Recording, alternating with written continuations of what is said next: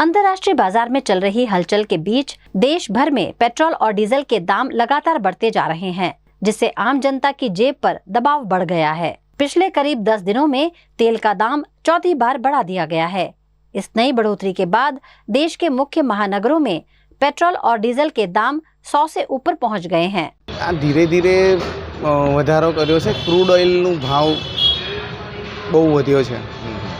એના કારણે બધા દેશોની કમ્પેરિઝનમાં આપણા દેશમાં બહુ ઓછો ધીરે કરીને આ લોકોએ સરકારે વધારો કર્યો છે। હાલનો પેટ્રોલનો 101 રૂપિયાને 47 પૈસા અને ડીઝલનો છે 97.57 પૈસા। આ લોકો અમને કશું ઇન્ફોર્મેશન ના હોય સર ઉપર લેવલથી, ઓટોમેટિકલી ઓટોમેશન સિસ્ટમથી વધારો આવી જાય।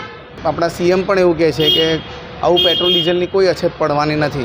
25 मई सुबह 6 बजे से ही देश भर में पेट्रोल डीजल की नई कीमतें लागू हो गई हैं, जिसके बाद आम आदमी की स्थिति कुछ ज्यादा गंभीर हो गई है।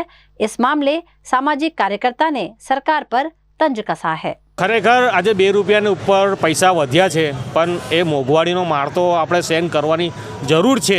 પણ જે પ્રકારે અત્યારે દેશમાં મહામારી ચાલી રહી છે પેટ્રોલ પંપોની, એ તમે જોયું હશે, વિદેશોમાંથી પેટ્રોલો આવે છે અને જે પેટ્રોલો આવી રહ્યા છે એ પેટ્રોલો બહુ ઘણી બધી જગ્યાએ તકલીફો પડી રહી છે, ઘણી જગ્યાએ પેટ્રોલ પંપો બંધ થઈ રહ્યા છે। પણ હું તો દેશના વડાપ્રધાનને ધન્યવાદ પાઠવું છું અને સરકારી તંત્રને પણ ધન્યવાદ પાઠવું છું કે આપણા સુધી એક ગાડીની અંદર પેટ્રોલ જાય છે।